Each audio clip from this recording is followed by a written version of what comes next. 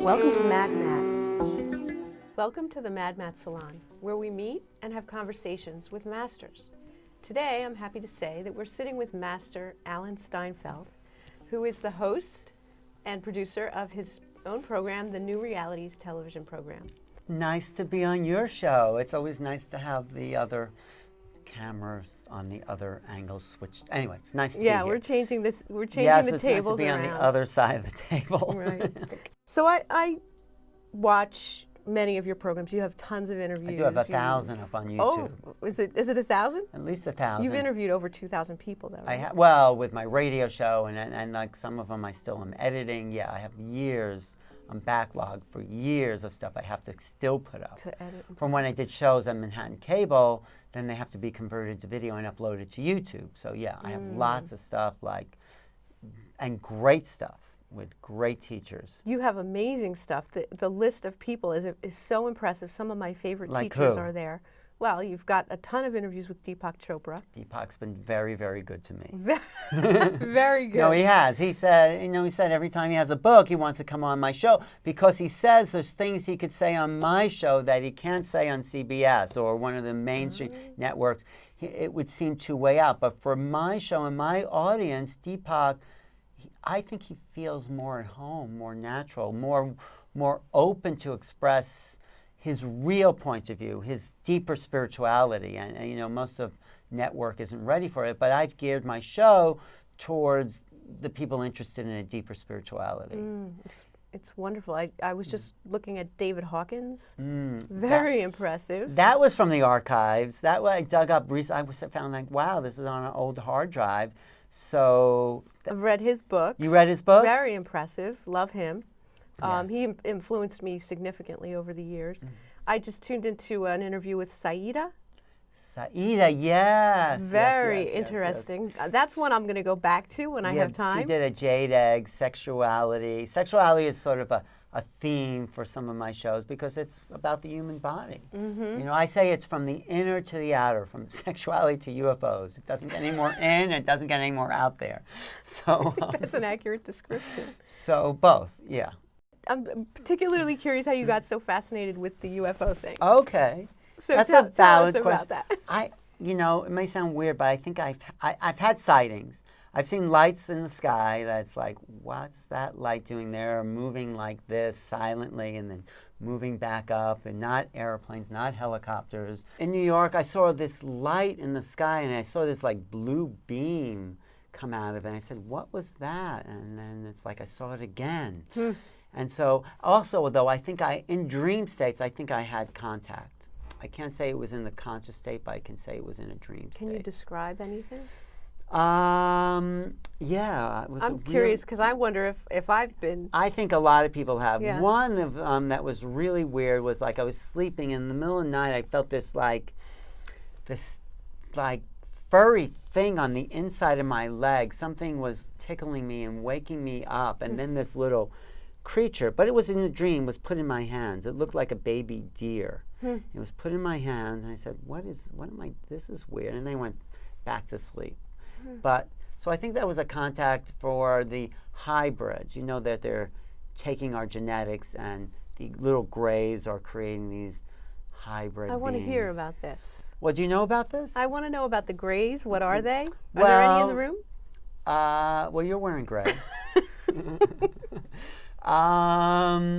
Supposedly, and I can't verify this because I've never actually seen them myself, but people say they've been taken in the middle of the night and genetic material's been extracted from them, and then there's combined with the ET genetics creating these half ET, half human beings that are now populating not our planet but are going to be taken other places because their race, the little grays, they're very evolved mentally, intellectually, intelligence, but they've forgotten how to feel. They've forgotten the emotion, what part that makes us really human. And they realize, this is just my theory, that they've reached a dead end. They can develop all the intellect they want, but unless they have the ability to feel, they're missing the source. They're missing God or the soul or the spirit. So they realize really the true value of incarnation is the feeling experience. So they've taken our ability to feel, which is in our DNA, in your eyes, in your lips, in your whole being. In every cell, there's the emotional makeup as well as just the physical makeup. So they knew that. They've interbred our physical, emotional qualities with their intellectual qualities to create, and what they're creating is a hybridization of ET humans, and that's my theory. Because this really feeds into what I really feel New Realities is all about. It's opening our minds to new possibilities, so when those voices come in, those intentions, we're receptive to it. So it was probably, what my guess is just trying to make contact with you and bring you up to the frequency where you can understand those voices. At the frequency you're at, it's like, it sounds like gibberish, but it's like if you slow a tape down that's moving at high, then you can start. So, but the slowing it down is raising your vibration. So the more you listen to it and be open to those possibilities, the more your neurological connection can access the higher frequencies, so that information will make sense to you. So New Realities is about using our brains in different ways, using different features, different facilities, different abilities to listen that go beyond psychology. Psychology would say you're crazy. Now we have to transcend the old psychological paradigms. I mean, it's been great. Psychology has have us understand ourselves, but it's put a limit on what we're able to know about the capabilities of our brains and minds and consciousness to receive things from an interdimensional world. So New Realities is about accessing the interdimensional space through the interdimensional vehicle of our brain. Your brain is just not located in physical matter. It's a doorway to other time and dimensions that we can access into this reality. Your physical brain is a doorway? Yes, your physical brain has neurological connections that vibrate at faster frequencies that access other realms. So, I mean, yes, it's physical, but it has like, a radio is physical, but a radio is picking up radio waves that are non-physical. Right. Our brain is physical, but it has the ability to pick up frequencies that are non-physical. Not having the voice, it's like becoming a part of you. It's like more like you are at that frequency that you were that they wanted you to be at, so you're living your life at that frequency of a higher vibration. So there's no need to access this voice because you're doing the work of unfolding these new realities. That's my opinion. I find that very fascinating. Yeah. Anything else? I don't know. Right now, no, I'm not sure. That's what I get. What do you think's harder? If you had the connection and now you have to go from the conscious, the higher consciousness into the body, and it's easy to maintain the connection because you know it's there. But if you never had the connection and you're kind of in the drudgery or the sludge and you have to find the connection. Well, it's levels, it's steps, First you have to know you're miserable. First you have to know that there's possibilities to live differently. I mean, you're like the poster child. No, you got out of a trap. I mean, most people would say it was really great, the job that you had there, you're making lots of money. What's the big deal? Everyone has to.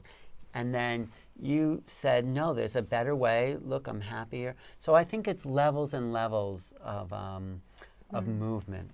You get in, you realize, oh, I am miserable. Maybe it's possible to do something different where you don't have to be miserable.